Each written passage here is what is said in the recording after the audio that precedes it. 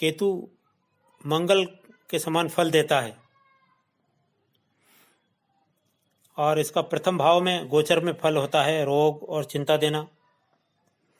कई प्रकार के रोग हो जाते हैं, पकड़ में नहीं आ जाते हैं, चिंता होती है कि ये रोग ठीक होगा कि नहीं होगा। इस प्रकार से कई प्रकार की ये चिंता में डाल देता है। द्वितीय भाव में जब केतु आता है तो व्यक्ति को विरोध का सामना करना पड़ता है, नुकसान होता है, अपने पराये हो जाते हैं और लोग विरोध करने लगते हैं, उससे कारण से हानि भी होती है।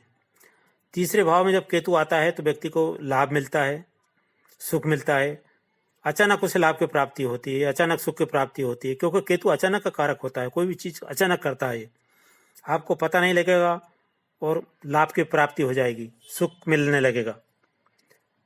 चतुर्थ भाव में केतु अचानक कष्ट देता है, भय देता है, डरावनी चीजें सामने कर देता है और मुसीबत का सामना करना पड़ता है। पंचम भाव में जब केतु आता है तो व्यक्ति को अकारण से धन की हानि हो जाती है, सोचता है कि इसमें मुझे लाभ मिलेगा और नुकसान होने लगता है। इस प्रकार अच्छा नहीं माना जाता है पंचम भाव में केतु। छठे भाव में जैसे ही केतु आता है व्यक्ति को जय जय होने लगती है, सुख मिलने लगता है। जो लोग बैर विरोध करते हैं वे उसे सुख देने लगते हैं और उसकी जय जयकार करने लगते हैं, तो उसको सुख मिलता है। लेकिन सप्तम भाव में जैसे केतु आता है तो पीड़ा, शोक, मुसीबत, कष्ट, परेशानी, झंझट, नुकसान, कई प्रकार के ये परेशानी देता है। सप्तम में केतु अलगाव कर देता, भाइयों से, पत्नी से, दोस्तों से अलगाव कर देता है। अष्टम भाव में जब राहु आता है तो कष्ट भय की होती है, कष्ट होने के बाद में भय होता है, यानी कि दुगनी परेशानी हो जाती है। कष्ट भी हो रहा, भय भी हो रहा है कि ये कष्ट कब दूर होगा, कब का भय कब जाएगा नहीं जाएगा, डर में मन में भय रहता है, विभिन्न प्रकार के स्वप्न आते हैं, डरावने स्वप्न आते हैं। नवम भाव में भी इस प्रकार की स्थिति आती है, भय रहता है, शोक रहता है, दुख आते हैं, अपने पराये कोई चले गए हों, परलोक सिधार गए हों, उसका शोक होता है, भय होता है। एक नवम भाव में केतु देता है। दसवें भाव में यही फल देता है केतु, अपने पराये जिनसे अपना लगाव है वो चले जाते हैं, उनको कष्ट मुसीबत आ जाता है, जिस कारण से हमें शोक का सामना करना पड़ता है।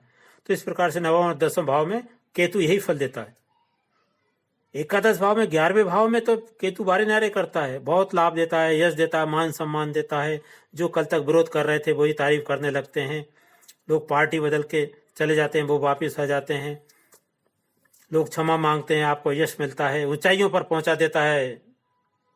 एकादश भाव में जब केतु आता है तो व्यक्ति कल्पना से भी ज्यादा लाभ प्राप्त करता है। लेकिन जैसे ही द्वादश भाव में केतु आता है सारी कसर भर लेता है वो। जो अपने पराये हो जाते हैं, कष्ट, मुसीबत, दुख, परेशानी इत्यादि सभी झंझटें एक साथ आने लगती है।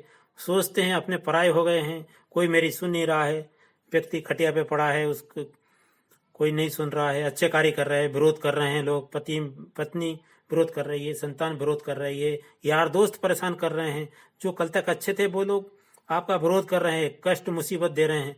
ये द्वादश भाव का केतु आपको प्रदान करता है।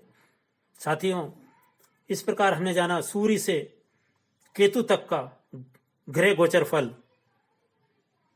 जिसमें अच्छा फल भी है, बुरा फल भी है। अच्छा फल आने पर व्यक्ति को मान अभिमान नहीं करना चाहिए और खराब स्थिति आने पर संबंधित ग्रह से उपाय करना चाहिए, उस ग्रह के मंत्र जाप करना चाहिए, पंडित से करवाना चाहिए, उस ग्रह से संबंधित दान देना चाहिए, तो लाभ मिलता है। एक चीज और विशेष बात, ये पहले पता लगाना चाहिए कि कौन ग्रह कैसा फल दे रहा है। यदि खराब फल दे रहा है तो खराब फल देने की स्थिति आने के 15 दिन पहले, 1 महीना पहले ही हम यदि सजग हो जाते हैं, मंत्र जाप करते हैं, आराधना करते हैं, दान दक्षिणा करते हैं, तो वो ग्रह हमें उतना परेशान नहीं करता जितना कि करना चाहिए। कभी कभी वो अच्छा फल भी प्रदान करता है, हमें आशीर्वाद प्रदान करता है।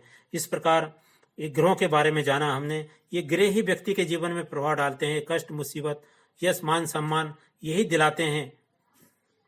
और यदि उनका उचित समय पर समाधान कर दिया जाए, अच्छा ज्योतिषी से संपर्क हो जाए, तो वो आपको लाभ भी प्रदान करता है। आप दुख, मुसीबत, कष्टों से निजात मिलती है और आपको यश, मान सम्मान और सुख की प्राप्ति होती है।